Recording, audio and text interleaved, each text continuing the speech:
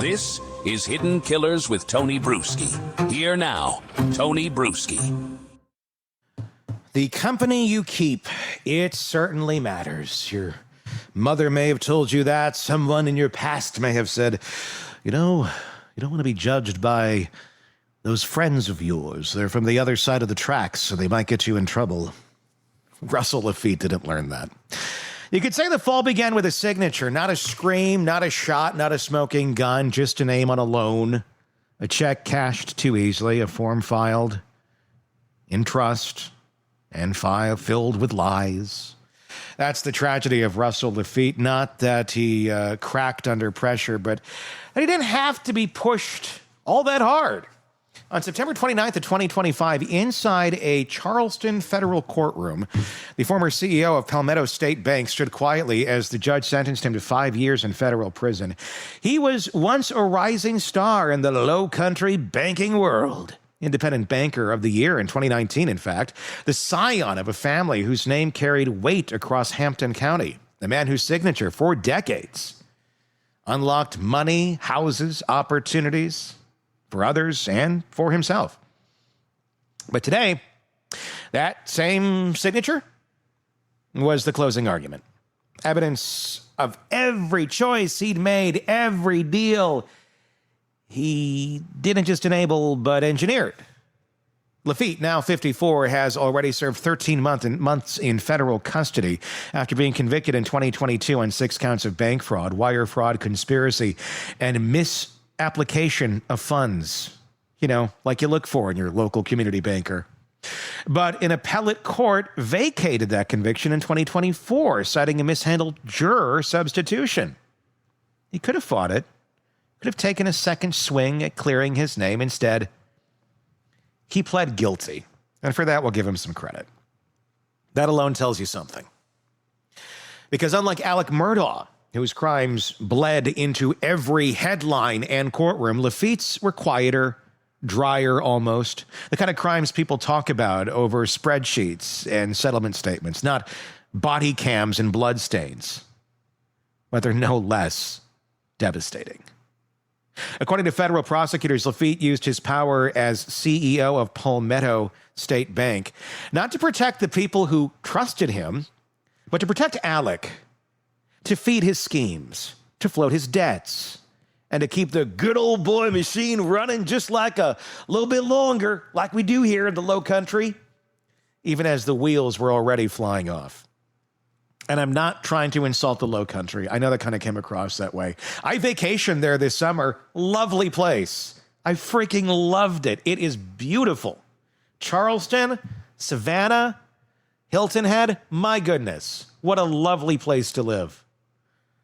Yeah, I mean, seriously, I was like, if I had to do over again in another place to go find a spot, that's a great area. It's a shame you have to spend the next 5 years behind bars.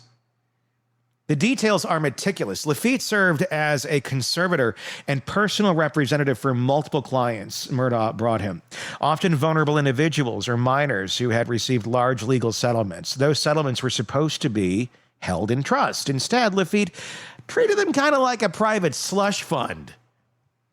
He made at least 16 unauthorized loans.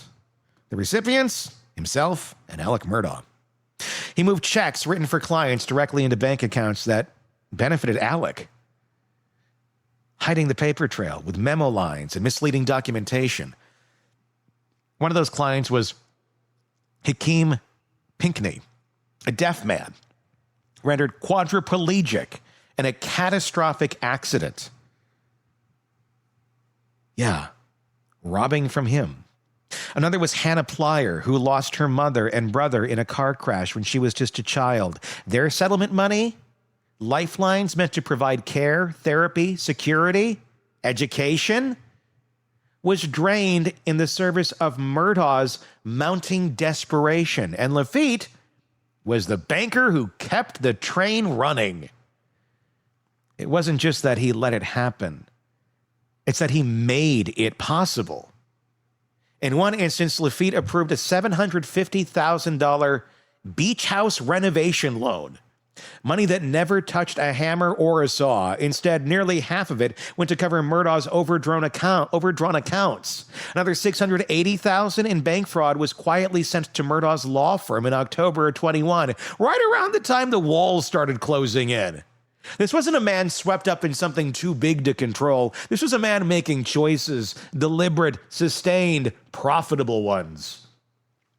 He earned over $110,000 in fiduciary fees for his role as conservator and PR.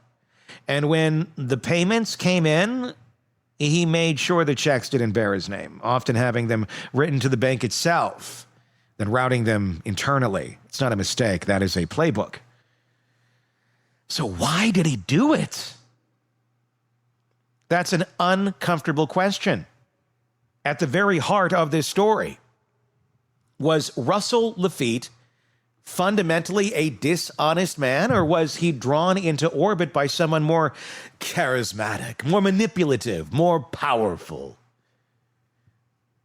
Was he a fraudster in his own right, or just another casualty of proximity to Alec Murdaugh?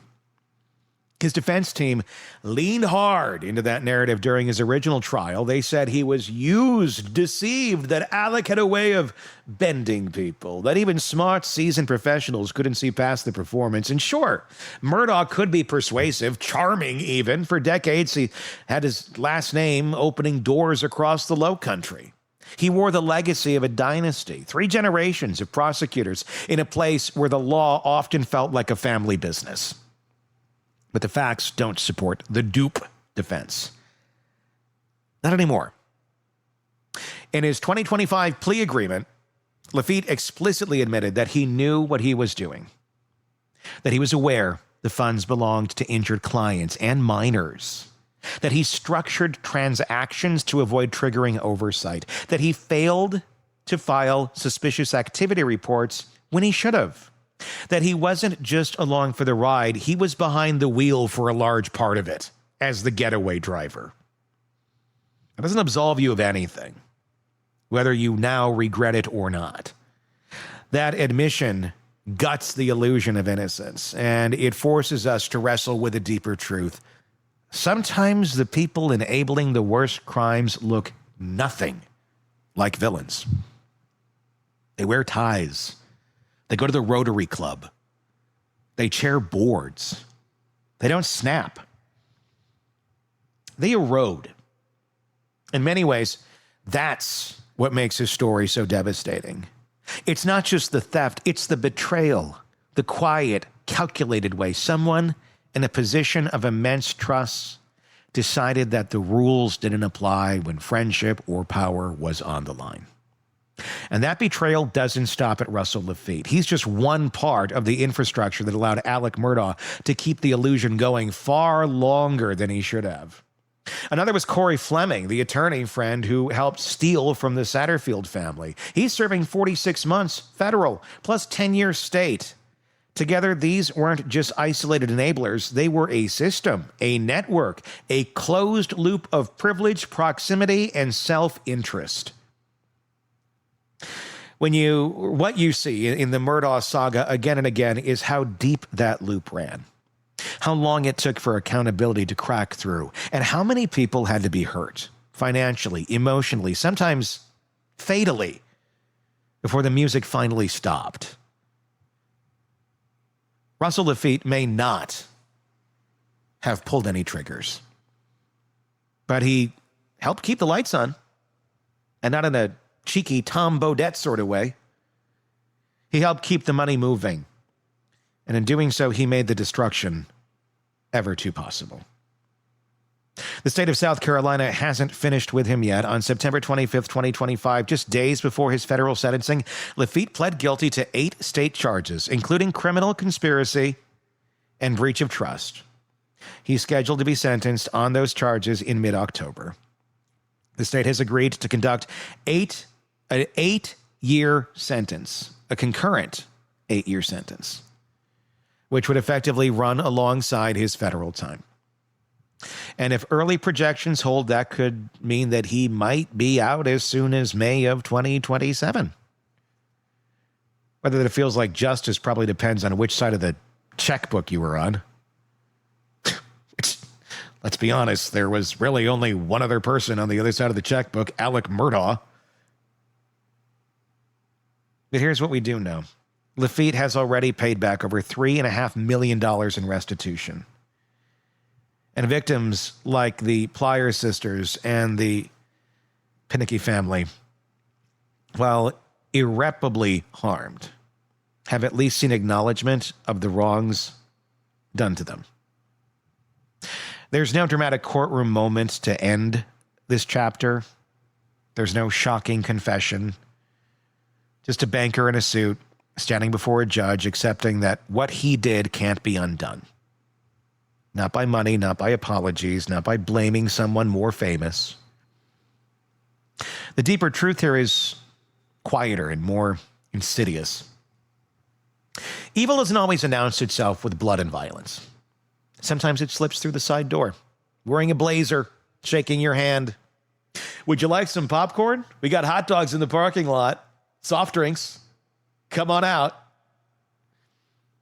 Sometimes it signs alone in a boardroom. Sometimes it smiles and says it's helping. Russell Lafitte made his choices, and in the end, the story wasn't about the friend he kept. It was about the man he chose to be.